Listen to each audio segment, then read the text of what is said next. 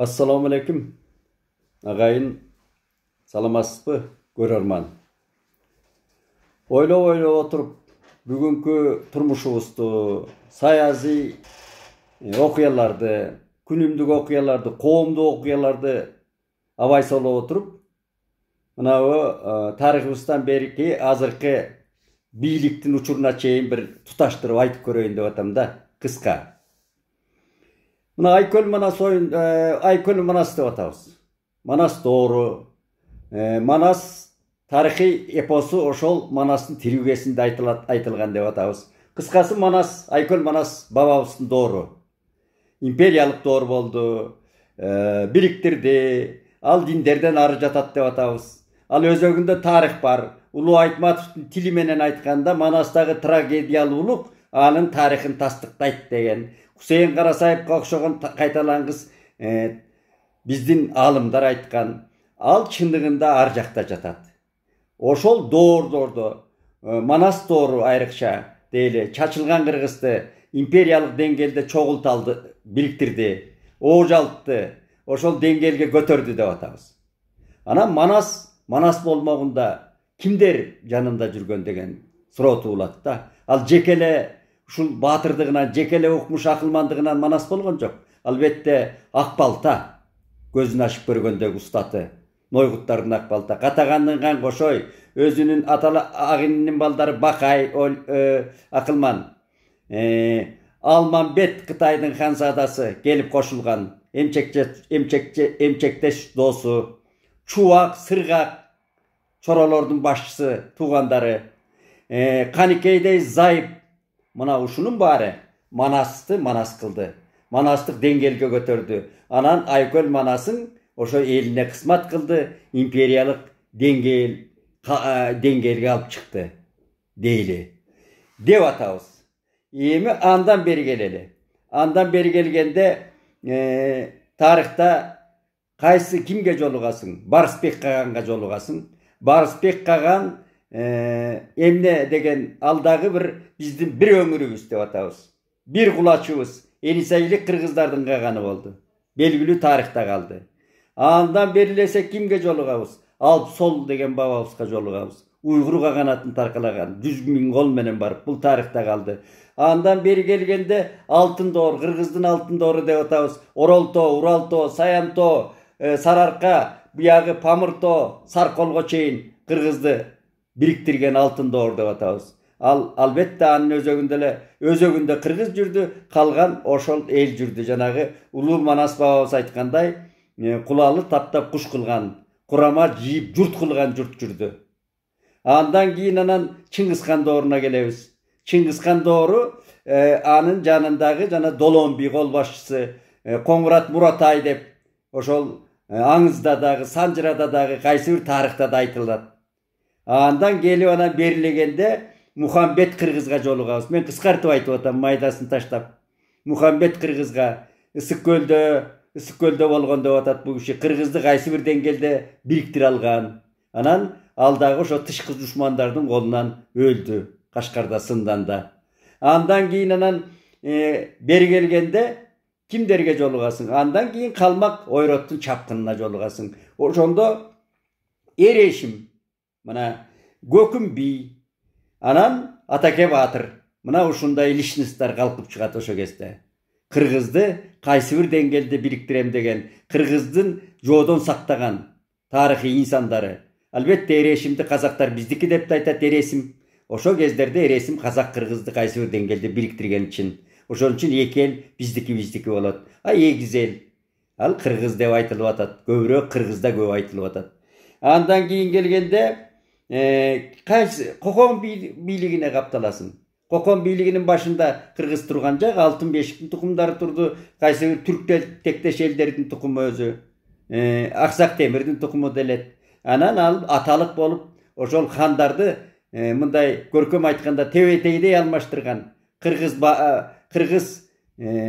башкаруучулар турду, кыргыз улуту кыргыз турду. Нүсүп би, Алымкул аталык, Нүсүп аталык, Алымбекке окшогон, мусулман кылга окшогон белгилүү кишилер турду. Анан Андан бери келгенде ошол Кокон хандыгынын убагында өзүнчө мамлекет болобуз. Мүмкүн Кокон хандыгын же болбосо Анжан, Арка Кыргызын бириктирген хандык түзөбүз деп, мына Ормон хандын убагында Ормон хан да ошондой тилек кылган. Кайсы бир кыргыздын өңүрүнө хан болду. Тышкы душмандан коргогонго эрдик көрсөттү, коргоду элин. Анан Алымбек татканы мына Жыламыштын суусунда жаңгарач, анда ормон өтүп кеткен дейт. Мына Жантай баатырлар ак кийизге көтөрүп, анан антташкан. Анан Алымбек барып кокустан өлдү. Кетти кайран абабыз арманда. Анан орус бийлиги келди. Падышалык орус бийлиги дегенде, андайын социалисттик орус бийлиги. Падышалык орус бийлиги өз кызматын аткарды. Анан социалисттик орус бийлиги Кыргызды кайсы бир деңгээлде оожалтты, цивилизацияга жетеледи, техникалык, информациялык, маданий деңгээлге көтөрдү.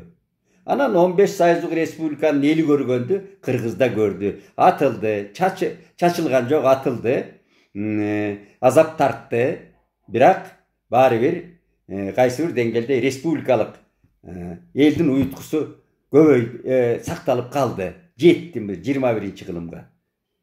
Мына ошол уютку СССР түптөгөн экономикалык, саясий, жанагы элдүүлүк маселелери, маданий коом алып келип анан эгемендикке өткөрүп берди бизди.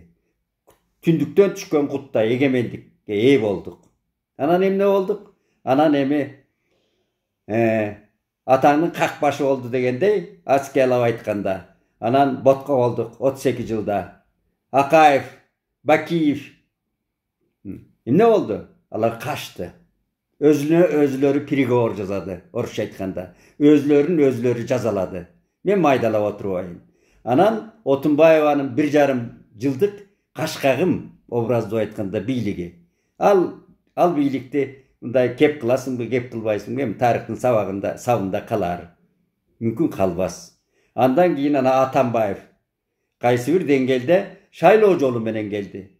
Табигый түрдө. Бирок Атамбаевди дагы тырмакчанын ичинде Кудай урду. Ал Сокедосун жетелеп келди. Шайлоонун мыйзамдарын бузду, көзкөрүнө тебейледи. Анан Жээнбеков келди.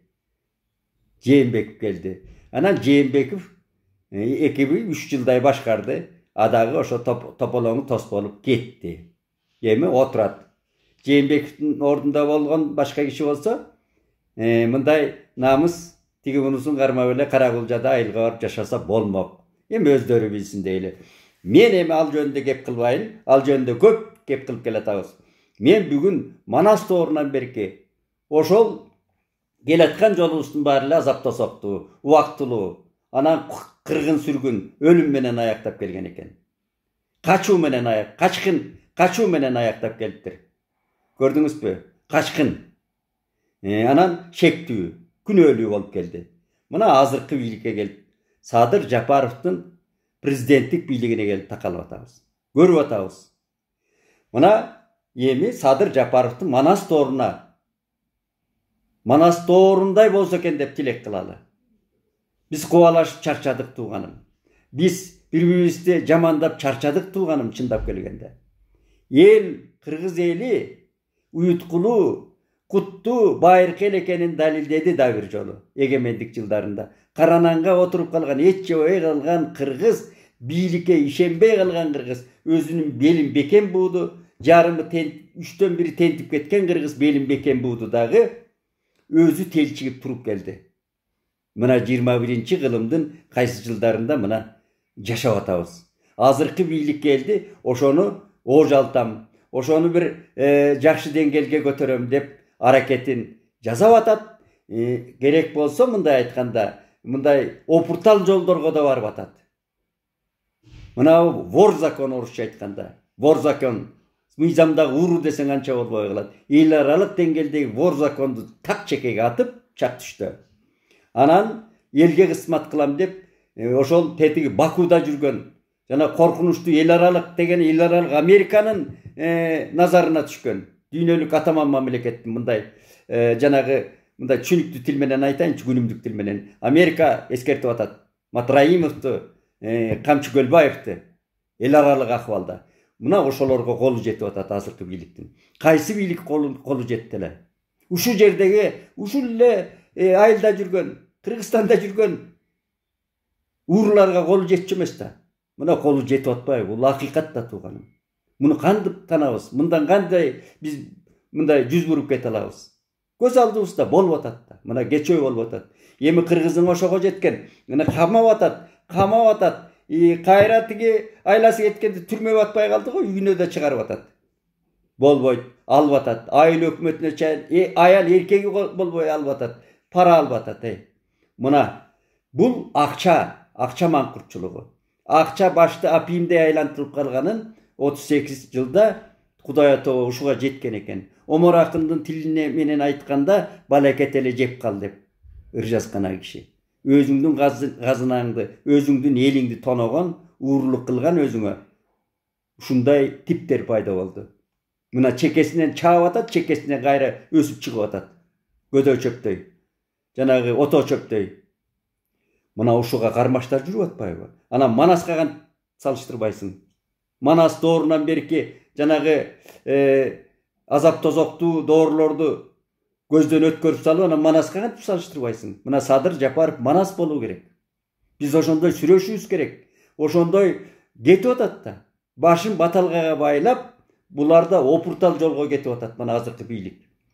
Алардын алдыдагы турмушу, ал бетеге кетип бел кылат, бектер кетип эл кылат. Булар да кысматтан кетет. Бирок опуртал иштерди жасап атат да өзлөрүнүн келечек турмушуна карабай. Анан ошону биз көрбөй коебузбу? Мен ушундай ойлондум.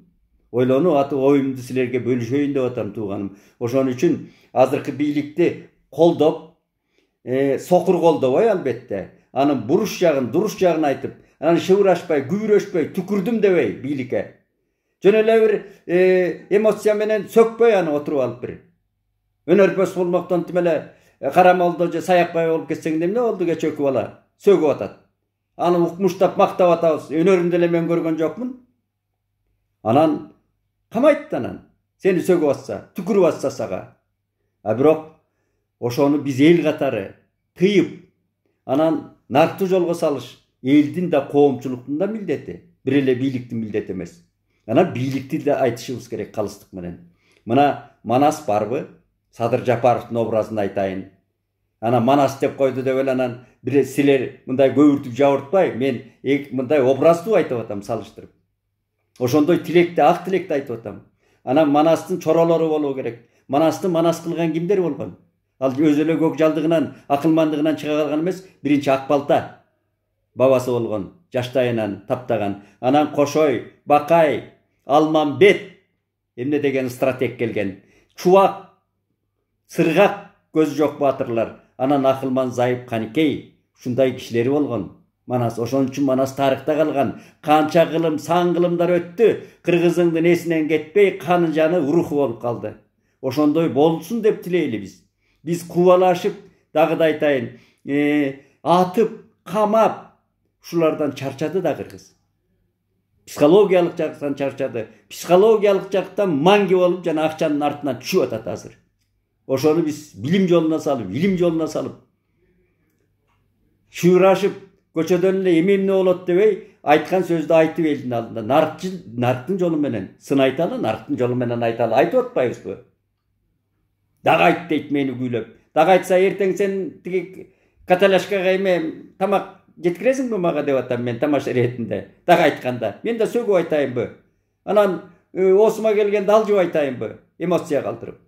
Жок, мен нарктын жолунда, ошо нарктуу кишилердин колунда чоңойгон үчүн нарктуу жолунда окуп билген билимиме салып айтып атам. Ошого таянып айтып атам.